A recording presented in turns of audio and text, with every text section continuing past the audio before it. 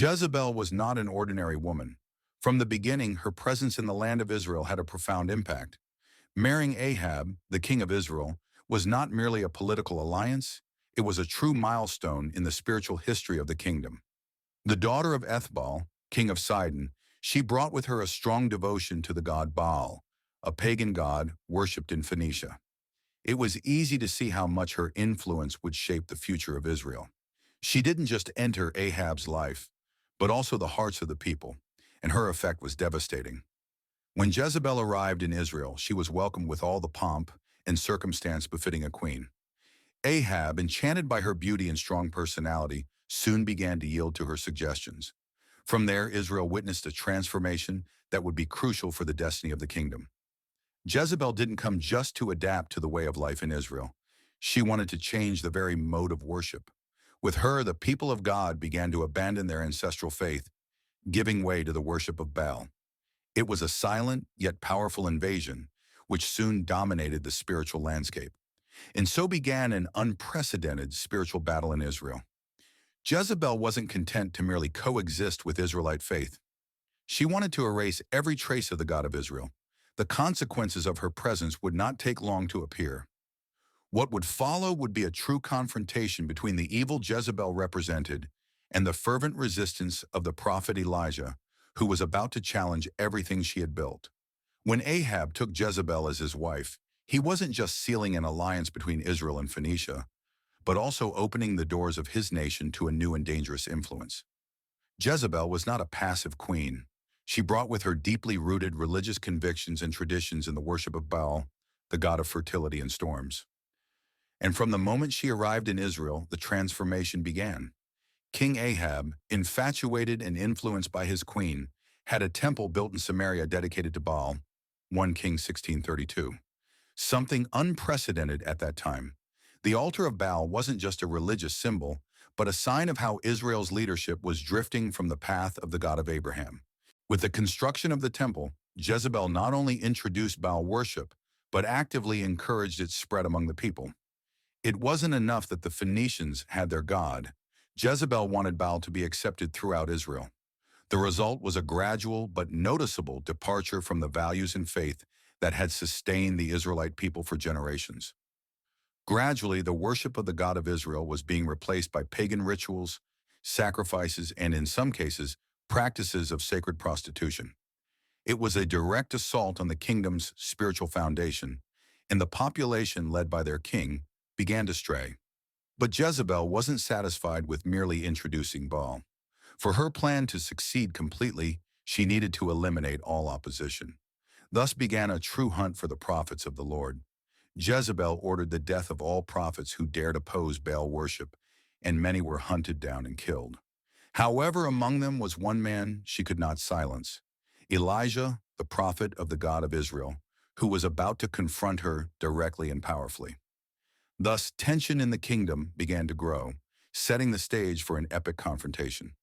Mount Carmel would become the stage for one of the most dramatic and significant confrontations in biblical history. Elijah, the solitary prophet who stood firm in the face of Jezebel's oppression, was ready to expose the falsehood of Baal and restore faith in the God of Israel. He directly challenged Jezebel and Ahab, summoning the 450 prophets of Baal for a public showdown. The proposal was clear. Both sides would call upon their gods, and whoever responded with fire, proving their power, would be the true God. It was a decisive moment for Israel, where the people would gather to witness the confrontation between the one prophet of God and the followers of the pagan cult. For hours, the prophets of Baal shouted, danced, and even cut themselves, trying in vain to attract the attention of their God. The tension on Mount Carmel was palpable, but Baal remained silent. Nothing happened. Elijah, patiently watching, waited until the prophets of Baal were exhausted and demoralized. He then took the stage. With serenity, Elijah prayed to the God of Israel, asking him to demonstrate his power to the people and reveal the truth. And then the impossible happened. Fire descended from heaven and consumed not only the sacrifice but also the wood and the stones of the altar. The people of Israel, astonished, fell to their knees and declared, "The Lord is God." This event was a crushing defeat for Jezebel and her prophets.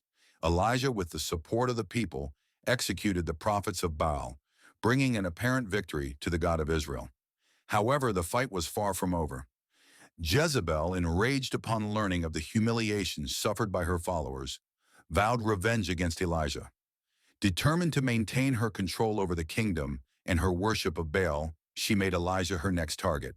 The prophet, now threatened with death, fled to the desert, questioning his purpose and wondering if his mission had truly made a difference. Little did he know, this was just the beginning of a long spiritual conflict with Jezebel. The story of Naboth's vineyard is a grim example of the power Jezebel wielded and how far she was willing to go to achieve her goals.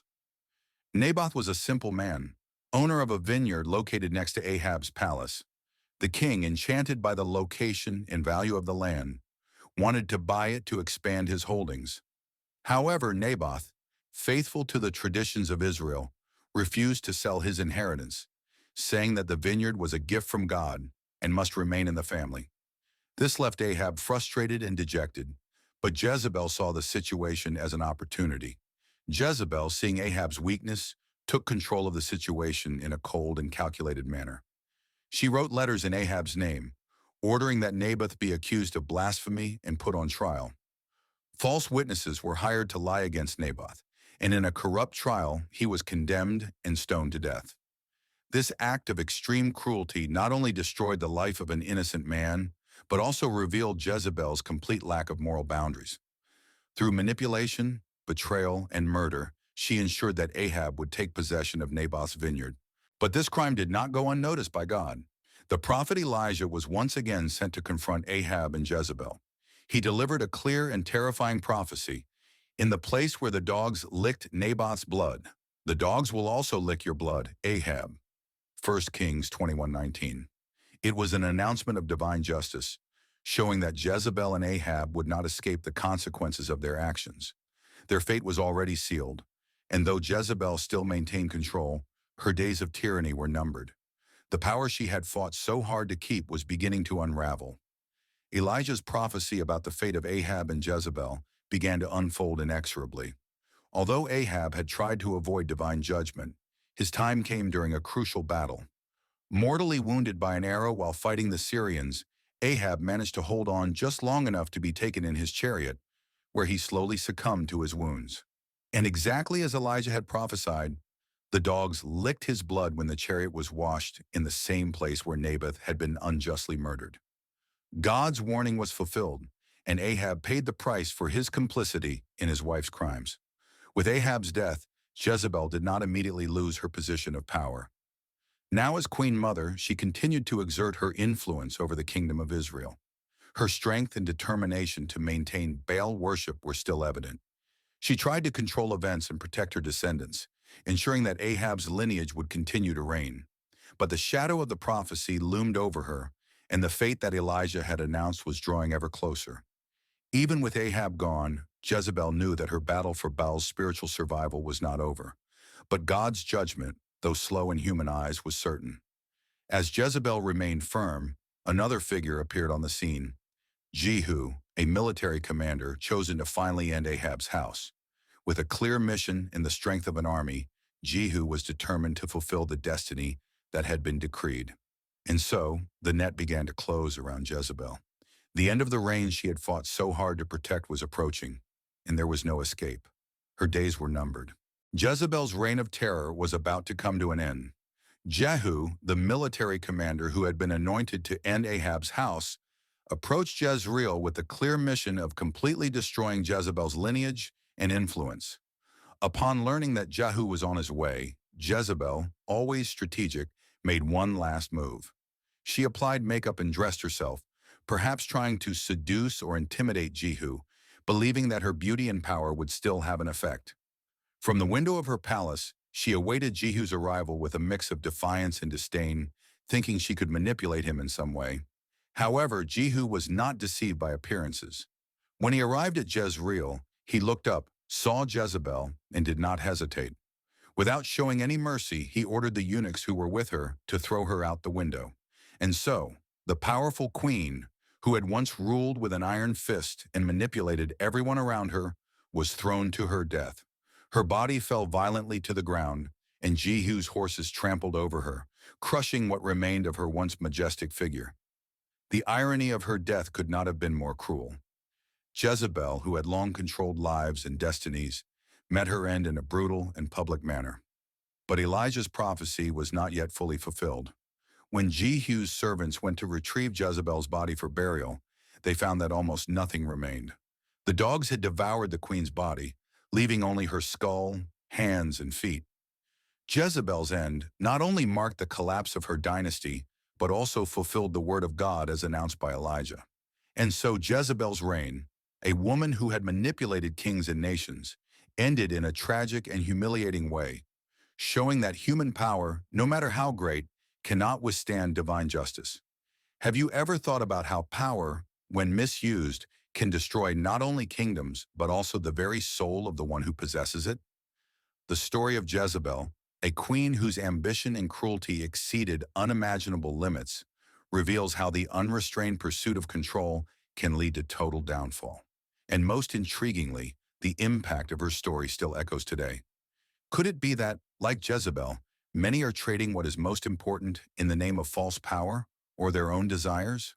What led such a strong woman to become an example of moral decay? If you think Jezebel's story is just an old tale, you are mistaken. It brings deep lessons that make us reflect on our choices, the consequences of our actions, and, most importantly, the boundaries between right and wrong. And believe me, the end of this story will surprise you. So let's dive together into this plot of ambition, power, and divine justice, and understand what we can learn from Jezebel's mistakes. Don't think this is distant from you. What happened to her may be closer than you think. Jezebel's story is a powerful reminder that no matter how much someone may achieve power and influence, justice will prevail sooner or later. Jezebel used her power to manipulate, destroy, and persecute, but in the end, what she planted was tragically harvested. And now the question remains for you. What choices are you making today? Are you focusing only on your own benefit, neglecting the consequences? Or are you cultivating values that bring a positive impact on those around you? Remember, power poorly directed can become a trap, and true strength lies in acting with integrity and wisdom. And you, what lesson did you take from this story? Are you making decisions that could lead you down a dangerous path like Jezebel? This is a good time to reflect. Share in the comments how you see the balance between power and ethics. And if you want to keep learning more about topics like this, don't forget to subscribe to the channel and turn on notifications. That way you'll always be updated with new stories and lessons that can transform the way you see the world and your choices. Let's continue this journey of learning together.